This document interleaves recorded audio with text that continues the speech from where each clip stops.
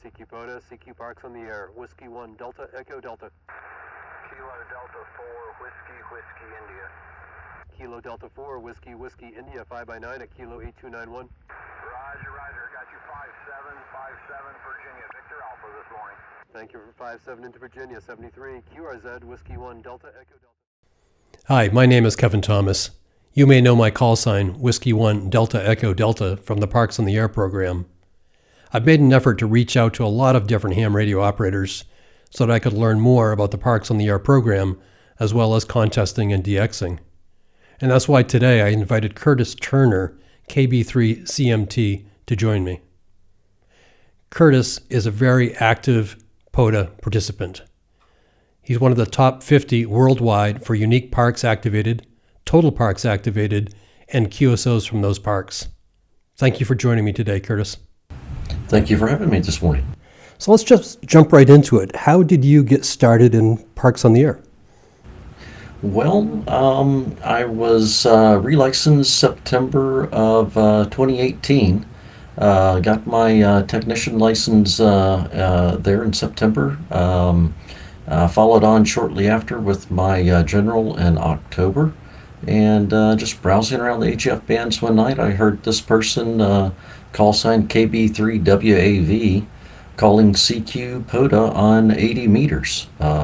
So I worked her. I believe that was October 29th of 2018. Shortly after that, I dove in to figure out what the heck all this POTA stuff was. And based on another family hobby that we've got of geocaching, it just sort of fell hand in hand for me. Well, that's interesting. My story is very similar to that. I relicensed in early 2022, and when I was licensed before, it was back in the early 80s, and was into DXing and contesting and various things.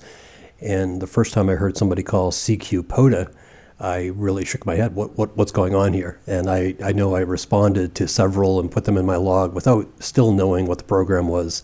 And once I learned more, I was absolutely hooked. The idea that I could leave my property with minimal equipment and operate was very appealing to me. It was somewhat of a struggle, and still is, to get up the antennas that I would like at my home QTH. So it really opened up a whole area of possibility. But link for me, if you would, the transition between getting involved with Parks on the Air initially to becoming one of the top 50 activators worldwide all time with those kind of statistics. Were you always this, I guess I'd use the word competitive, it might not be competition, but were you always this, well, I'll use your word. You called yourself a POTA addict. Were you always this addicted to the program? Yes, I'd say from my initial activation. So, like I mentioned there, I worked carry KB3WAV, I think on 10/29/18. My first activation was almost 2 years, well, I guess about a year and a half later, I think 2/9/20. So February 9th of 2020. Finally gathered up everything and enough nerve to try it myself. And there's a couple reasons for that. But circling back to answer your question, to be brutally honest, I didn't know I was in the top 50. I don't sort of watch those stats. I don't consider it a competition between me and other activators out there. I just find it more of a challenge to get to unique parks. Like I said, my wife and I geocache. She's primarily the geocacher of the family. And just getting out, trying to enjoy the time that we've got available, and do it to the fullest, right? We work hard, but we try and play hard on the other side of the coin, so to speak. Well, and to be clear, I don't view it as a competition with other people. I think for me, it's a competition with myself. I like watching the numbers and seeing those increase and learn how I can do better next time. How can I activate multiple parks over a number of days, for example, and have the equipment and the know-how to do it? Or how can I go to a park and not simply make the 11 that I made at my first activation, but can I make 100? Can I make 200? So it becomes this personal challenge, I think. Also, I pay a lot of attention to the stats. just from a learning standpoint, because clearly people like yourself and WC1N, W6ZD, those are the two that come to mind because I interviewed them here, have some information that can help me and propel me further ahead, which is one of the great things about ham radio. I remember that from the early 80s.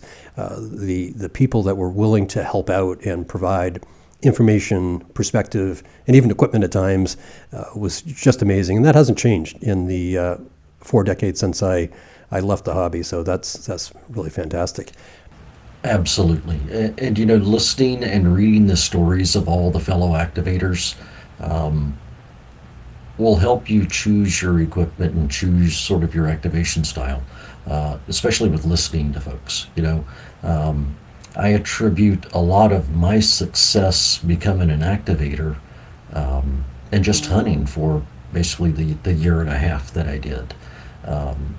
That was also back before I had some of the antenna issues that I currently have with my township, which was one of the other things that really propelled me into Parks on the Air. So early in 2020, during a winter storm, we had a tree come down in our front side yard, and that kind of exposed my antennas in my backyard to all the passersby and the code enforcement personnel traveling up and down the road. So they decided they didn't like my antennas in the backyard and sort of gave me a few nasty grams. I've since complied. I've tried to comply with the local codes and Pennsylvania codes, and we're just at an impasse, I will say. Don't want to get too deep or too technical there, but it's a difference of opinion at this point. We're at an impasse, working through it with the ARRL. So. Well, good luck with that. And I know we spoke off camera a little bit about that, and I also won't get into the details, but I understand the struggle. I can say that I've lost a little bit of energy toward putting up the antennas and towers that I would like in my backyard because I enjoy POTA so much. It's become much less of an issue now that I'm involved with Parks on the Air. And to be totally honest, I also use a remote station occasionally for contesting, which is a lot of fun. And it works out well that I can use somebody else's 100-foot tower and not have one in my backyard and upset all my neighbors. So that's really great. Completely understood. And I want to go back to something you just said that I think is, it's very foundational. The fact that you listen to a lot of activators while you were hunting and you developed a style. And I don't think I had thought about that before, but I guess I did the same thing. And as you're talking about it, I can run through my mind different styles that I hear, whether it be with yourself in a very unique style, or PZN, Kilo Echo 8 PZN, I think is his call sign. There are a number, KB3WAV, there are a number of people activating, and there are a lot of different styles, and it's very helpful to listen to how particularly people like you work a pile-up, because I think that's one of the most challenging things that I've had to learn how to deal with. There's certainly some relationship between working at POTA, pile-up, and contesting, but it's still a struggle to, in my opinion, satisfy everybody's desire to make a contact with you and work through it in a logical sort of way.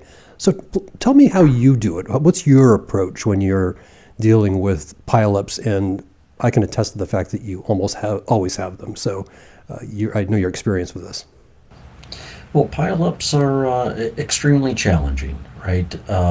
I think you hit the nail on the head there of wanting to work everybody that's there, right? I appreciate everyone that reaches out and makes a contact with me, or even tries to make a contact with me on every activation. If it weren't for those hunters, us activators wouldn't be successful. So I truly do appreciate the pile-ups, and I appreciate every one of those contacts. And just due to sort of some of that appreciation, some of that mutual respect with those hunters that are trying to work me, that need that park, I try to work everybody. And just after having so many activations, I don't have the most activations of the activators out there, but I think I've got a little over 500 now. I think 506. And once you get past about 50 or so activations, you kind of start figuring some idiosyncrasies out. In those first 5, 10, 15, 20 activations, you're still learning what is the best way to organize my gear. What gear should I take to this park? Oh my goodness, what research should I do? Because apparently the research of just picking the park number based on the pin and the kilo number didn't quite work out for you. Having a failed activation teaches you a lot as well. So, just over time and working those pileups, having that mutual respect for those hunters that are consistently there. I've got the hunters that I worked the first time yesterday, and I've got the hunters that I worked the 115th time yesterday, so to speak. So sort of having that mutual respect, I want to get everybody. Trying to work one by one just didn't feel right to me. I felt that I was losing a lot, or I was leaving a lot of people out there hanging for a long time. Trying to work by the numbers seemed to be a very logical stance, and to a engineering set mind frame that seemed fantastic originally. But then that number 9 guy that's really close to me, but yet has to wait 45 minutes to an hour till I get to number 9s. Just didn't feel right either. So I listened to some other folks. I think the first person I heard sort of working a list was Carrie, KB3WAV. And I know she works as a paper logger. She writes everything down on all of her activations, whereas I work radically different. I work with a laptop. I use N3FJP. So for me, I had to figure out how to sort of meld those styles and how to make it work with N3FJP. There in the beginning, I was doing it all by memory. And let me tell you, it's interesting, and you mess up a lot when you try and keep 10 calls, tucked in the back of your head. I quickly learned that I could change a few settings in N3FJP, stop having it populate everybody's address in the comments field, and I could start to essentially keeping my scratch notes there. So as I call CQ POTA and I start listening, and I hear it all come through the as my wife would put it, air quotes, best. I just keep my notes on what I've heard. I've heard enough people enough times now that one letter in the call, I'm able to capture their full call. And in other cases, I'm writing as much or typing as many partials as I can now. And then I just try and logically work through it as quickly as I can. I do probably take a little more time than a lot of your big gun activators, your folks that get really, really big numbers, because I do try to exchange some pleasantries with almost everybody. I'm not there just for the explicit contact number and go, unless I'm really pinched up to the UTC day. I guess that sort of explains my style in a nutshell, and sort of how I got there. Well, that's very helpful, because I've always wondered how you remember so many call signs or call sign fragments. So if you're making notes, that makes a lot of sense. I know in my own particular style, I do okay if I can remember 1 or 2 letters, a trailing letter or Kilo Bravo 3. And it's also interesting, I think it's somewhat of a technique that most people say if you just call for the W, somebody might answer. So it is helpful to know that you write that down. I happen to use Hammers as a logging software, and I don't know that it provides that same note-keeping ability. But I can say, again, you do a really good job with it. It's always impressive that you're able to work a number of stations and keep all that organized.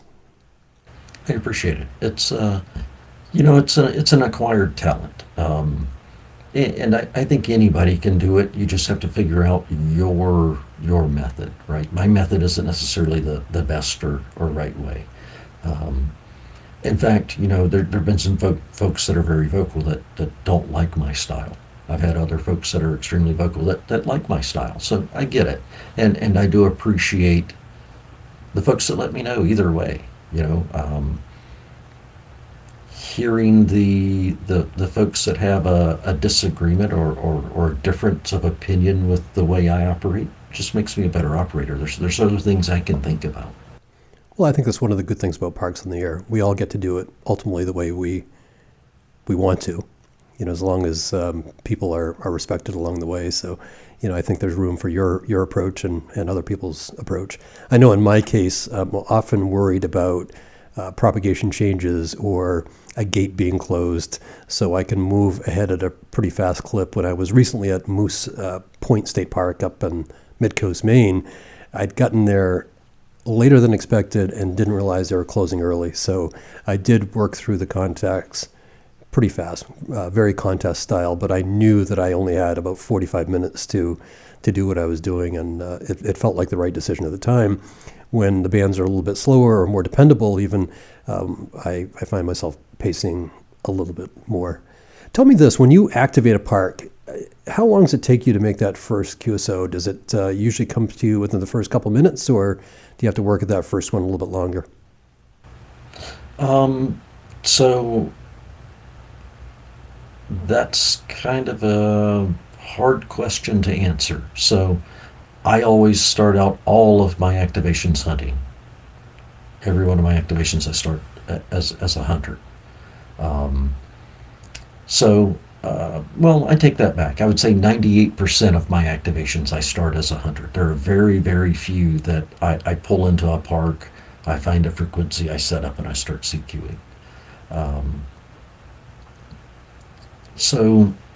Once I'm set up, how long to make my first contact? It's usually fairly quick, because I've got the spots page pulled up, or if I know it's going to be a poor service area, I'll use the POTA gateway at outlook.com service and go ahead and get a text message of the current spot. So when I get to the park and get set up, I at least have some information.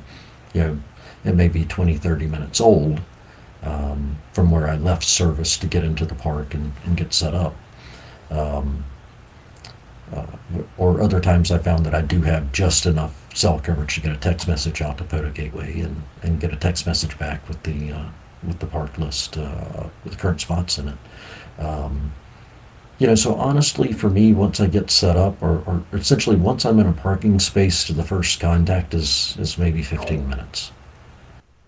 It's an interesting approach. I usually hunt after my activation, but it's an interesting approach to do that first. Probably makes a lot of sense. I think I may try that just to get to understand the band a little bit more and to make sure I get those parked parts. I can say that when I wait until the end, sometimes either my time has run out or I'm just tired and I don't scan the band, so I'm probably missing a lot of park-to-park opportunities because I don't make it a priority. Understood. Yeah, I do try to actually do both. I try and bookend it and hunt park-to-parks at the beginning and the end of my activation.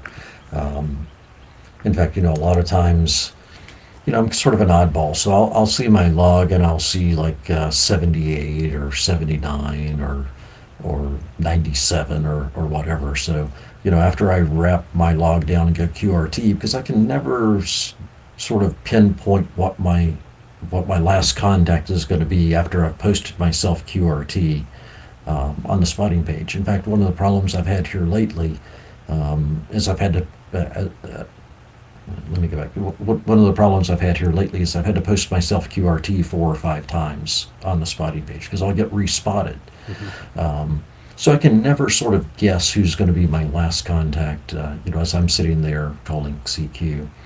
And I guess it's maybe the touch of ADHD in me, or the back-end engineering brain, or whatever that eclectic trait is that I like to see round numbers in the end. So I will definitely go back at the end of my hunt as well and try and grab a few more park-to-parks. I can totally relate. I was just activating Shenandoah National Park, and again, I usually have this goal. I'd like to have 100 QSOs, and My dad was with me, which was very special. I mean, he got me into ham radio back in the late 70s, and he's 86 years old. And to bring him on an activation down to Virginia was very, very special. But I knew that he was tired, and I knew I needed to move on, and I wasn't going to make my 100. But every time I'd get to like 66, I'd be like, well, let's make it 75. And, I think I ended up at 106 just because of that. Like it just kept pushing me further. And obviously, when you have people hunting and they're staying in it, I hate to shut down and leave them behind. I really don't like QRT if people are still waiting in line. It's just that doesn't feel right. Unless, of course, there's a gate closure or there's some reason why I have to shut down. But I can totally relate to that. I think I've said last call 15 times and still keep taking the QSOs. Tell me a little bit, Curtis, about what you take to the field for equipment and how you set up. Is there one standard way that you approach this, or multiple ways?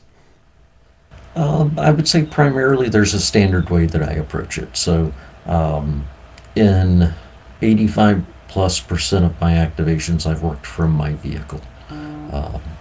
So I use an ICOM 7100 in my vehicle with an SGC 230 coupler that I have mounted to a Camco flag pole holder that I put in the 2-inch receiver hitch on my vehicle. From that, I raise a spider beam 12 meter 40-foot pole that I spiral anywhere between 47 and 60 feet of wire around, depending on if I'm using my short or long wire. I don't really find a huge advantage between the two different lengths of wires, other than 160 is a little easier to tune on the longer wire for me. I lose a little bit of 6 meters, but I get a little more of 160, which this time of year is a little bit of a blessing. The reason I sort of settled with going that route is because I'm a hunter first. Being able to be band agile as a hunter is lucrative when you're racking up those park to parks. You see KJ6ER Greg over in California on 17 meters, and that first time you don't have a 17-meter antenna and see all that activity, it makes you want to figure out a way to work 17 meters, where you start seeing Puerto Rico or Spain or some of the EU on 10 meters, and you want to figure out a way to be resonant on 10 meters as well. I tried some of the NFEDs and things of those natures, or things of that nature. But for me, working the broad number of parks I have, I don't work one park multiple times a whole lot. I'm more of a unique park sort of activator. Mm-hmm. So with the number of unique parks I've worked, I've been in many situations where I couldn't put something in a tree. There were no trees to put something in. Some of those various situations. You get out to some of the national wildlife refuges, and even putting a stake in the ground is a no-no. So having the most versatile setup to sort of meet all of the requirements was my goal. Now that said, I'm an activator that a lot of people would say carries too much with them.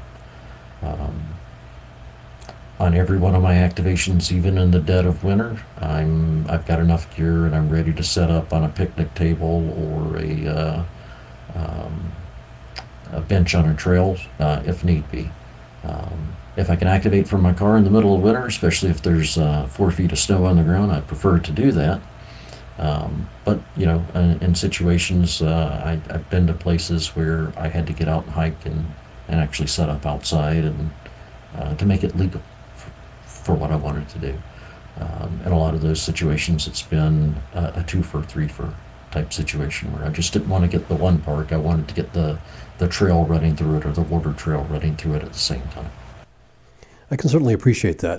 One of the things I've learned in the short amount of time that I'm in activating is that you're better off being prepared with additional equipment or additional options at least. It's not a great feeling when you drive 75 minutes, get to a park, and you don't have the right gear to make that activation happen. So I tend to be in your camp. I probably overpack, but frankly, I don't view it as overpacking anymore. I view it as preparedness. I'm going to go anyway. Putting an extra bag in the back or an extra antenna really isn't that problematic, and it's just become my routine. Absolutely.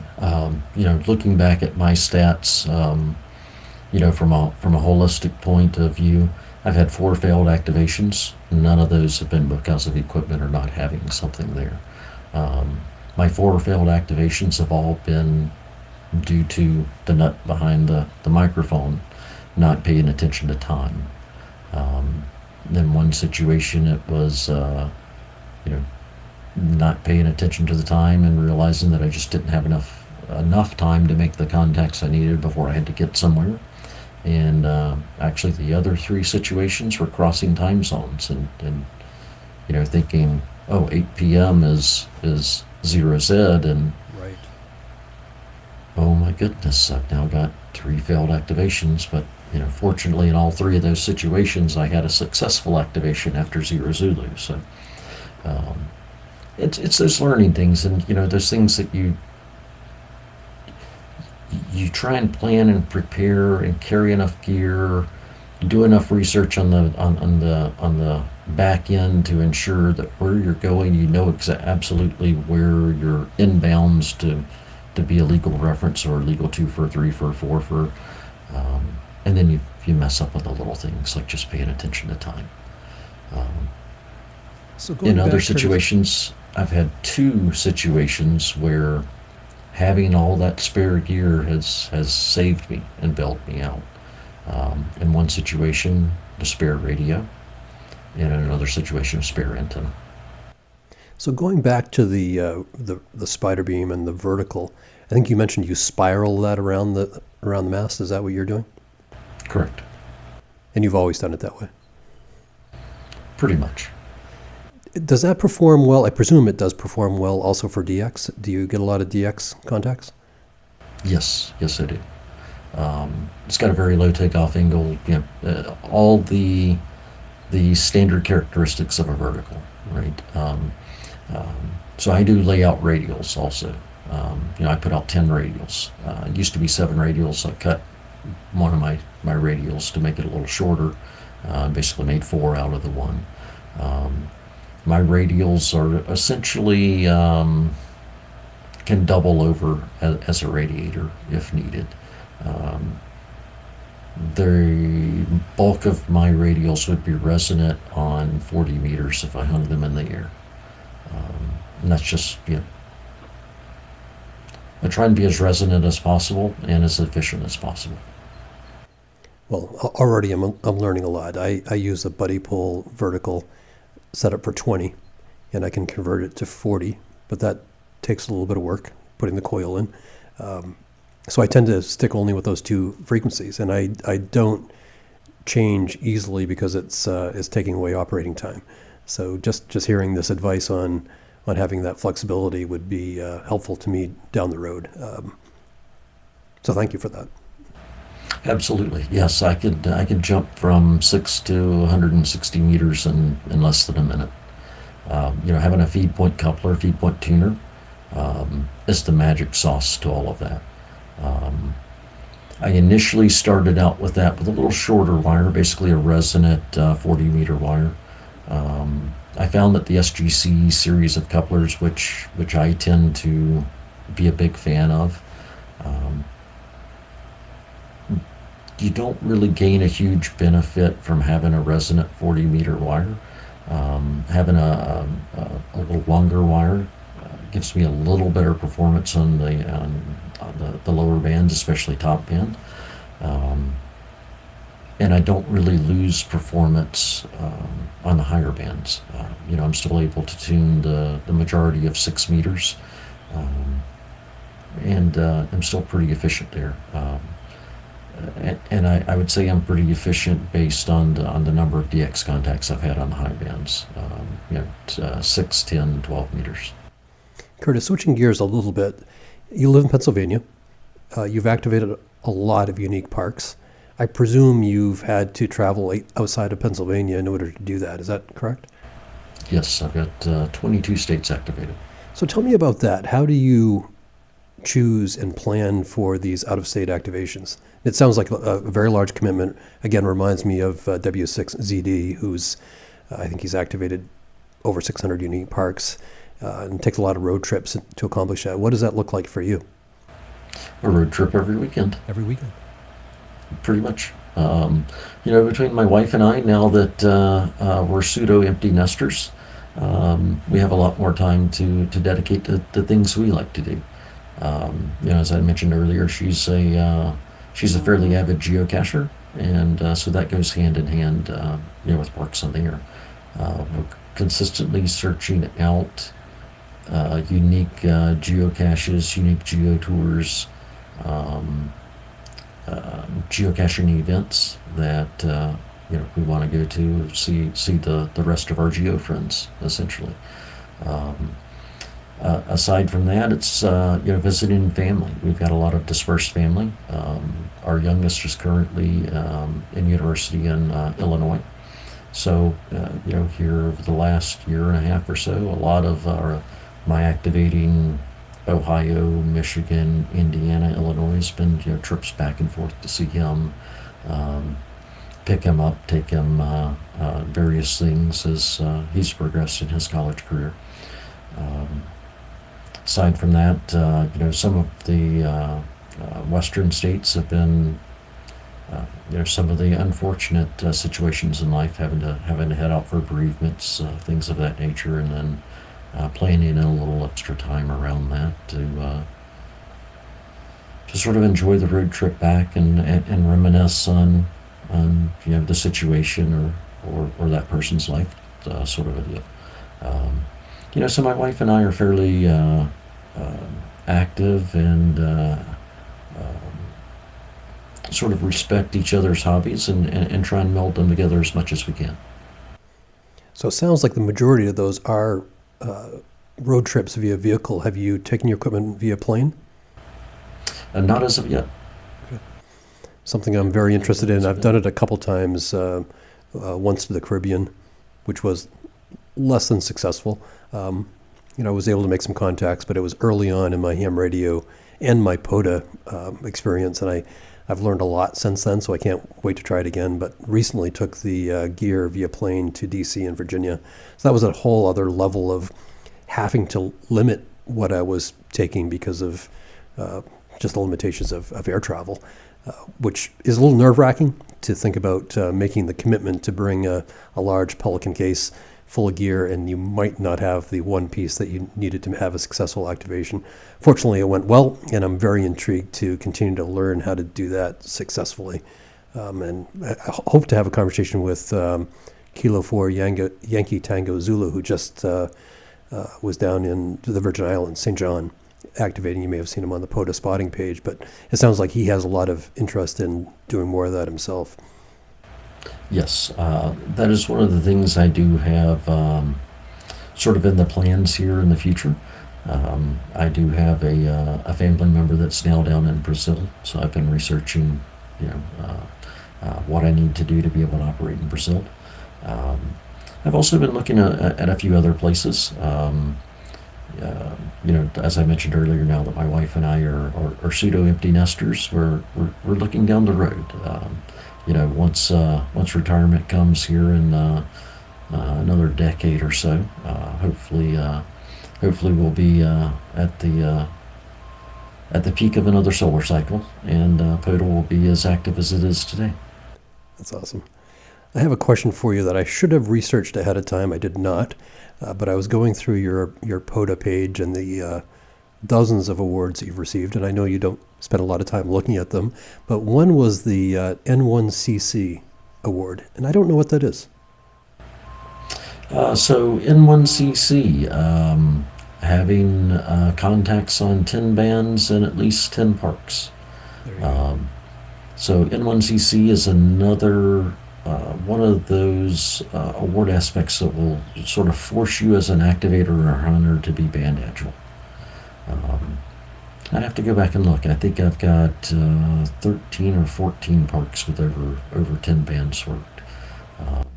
Well, this all makes sense. Now we're already connecting back to your choice of equipment and choice of antennas. Absolutely. Curtis, do you have any observations for us about Parks on the Air? I mean, you've been involved either as a hunter or an activator for a long time. What do you see about the program? There are a couple things that I notice with POTA. So,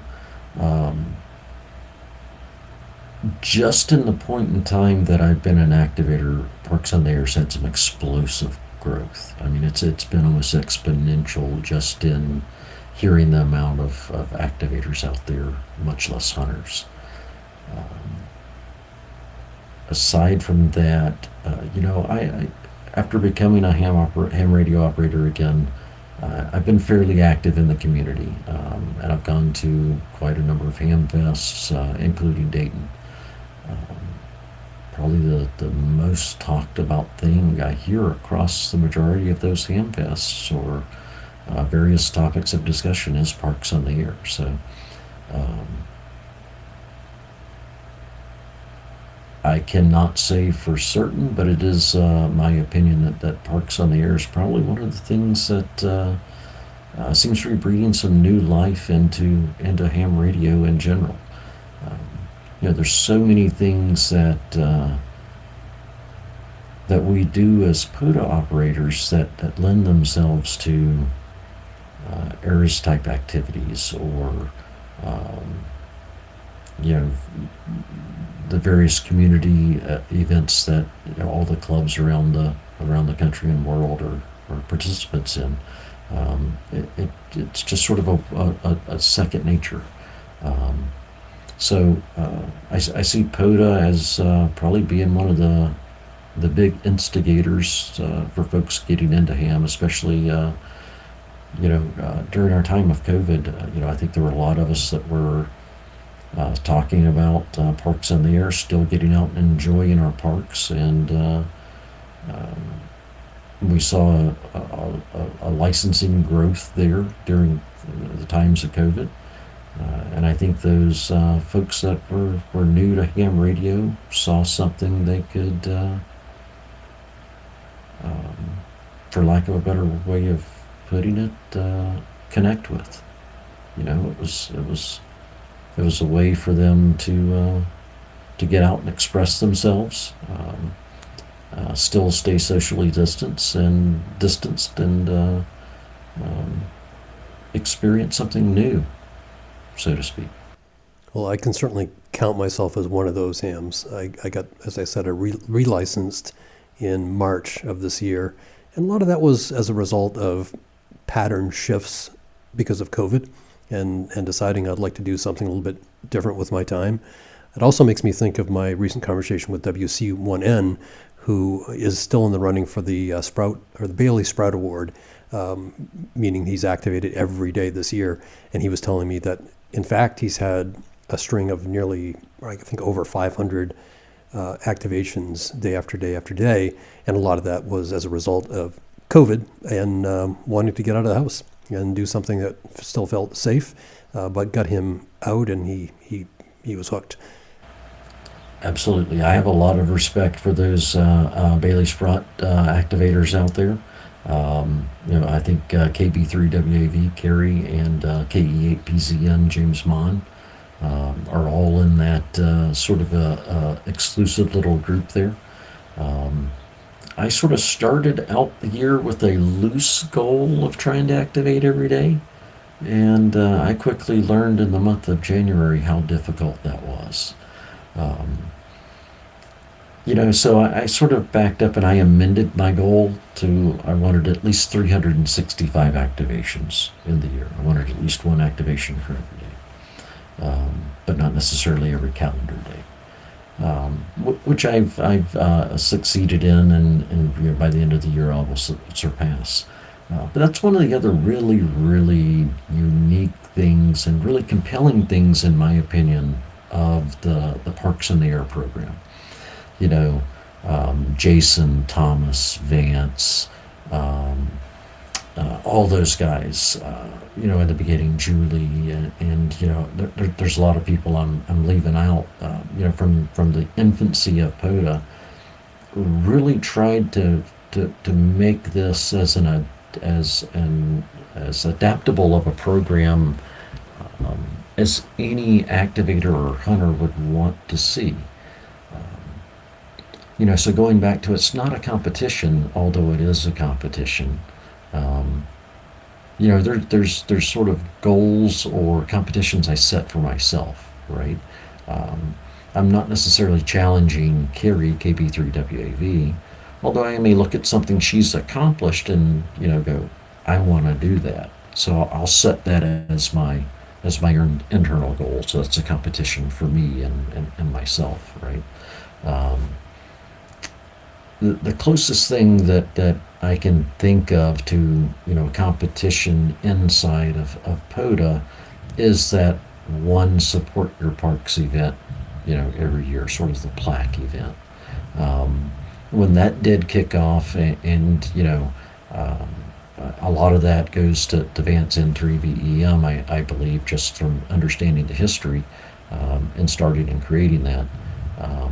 That is sort of the 1-2 day period of the year that POTA is sort of a little competitive, and you want to get the most contacts you can get in the 24-48 hours, or you want to get the most parks you can get, etc. And there's some people that, just really will blow your mind.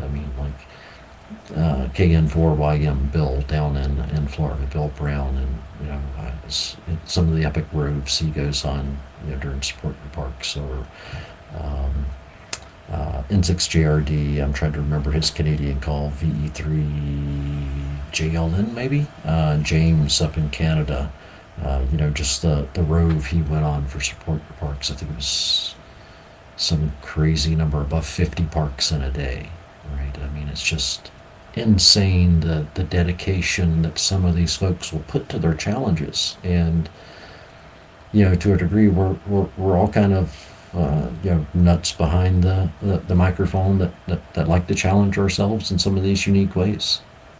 I agree that Support Your Parks does feel like a contest. And again, that may have something to do with me projecting because of my contesting background, but I got involved probably 6 months ago with a Support Your Parks weekend, and it felt like a reason to overcommit myself to the weekend, and that felt like the right thing to do. I knew there were going to be a lot of people activating, a lot of people hunting, and it just made it somewhat exciting for me. And I did what I considered somewhat of an epic late shift at Mackworth Island, and it felt great. I have no idea.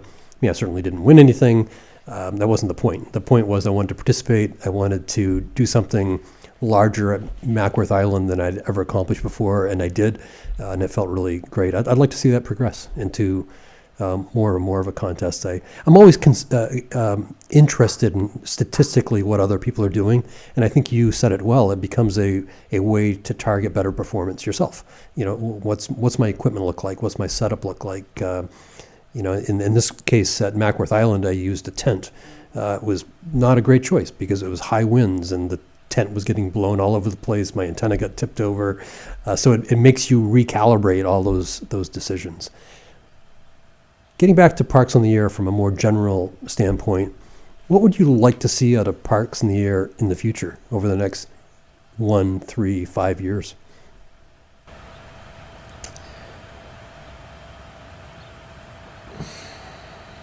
That is an interesting question. I haven't really thought about that a whole lot. The biggest thing I would like to see from Parks on the Air as an organization is just their continued maturity, organization on the back end. They've matured leaps and bounds. From the point in time that I started till today. They've matured their technology and back end greatly. I think it scales a lot better for all of us out there. Information's getting easier to see and becoming more automatic for all of us, right? I can remember a time when Awards were basically weekly. Jason manually kicking it off and posting over in Facebook and on Slack the big list and pages and pages of awards, page and a half, and over time that got to be 6, 7, 8, 9, 10 pages long. So imagine the amount of work that he put into it. And back in those days, we had area volunteers. So the bulk of my logs, I did not submit and upload myself. I emailed to somebody else that initially, did a 10,000 foot view overview of my log and submitted it to the system. If there were any major issues, corrections that need to be made in the log, they would kick it back to me and let me know there was an error in the log. So seeing how the system has matured to the point where we're uploading our own logs today. Now that sort of that back end work has been done, I'm sure that they've done it with the forethought to scale into the future. I'm sure there's various other areas that they're going to be doing the same thing in.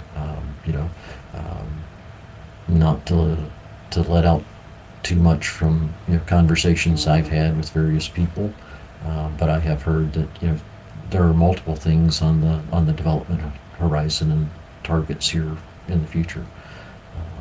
I'm anxious to see better interaction with the map. Opening the map page, I'd love to be able to easily differentiate those parks that I've activated from those that I haven't activated.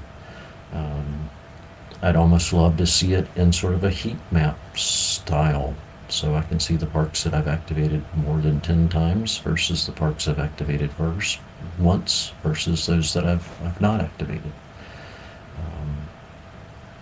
So seeing more of that maturity of the system in the back end, and all of that time, work, and dedication by the folks behind the scenes, is what I look forward to seeing in the next 3 to 5. That and the onboarding of more countries around the world. We're seeing a lot more DX available as park to parks.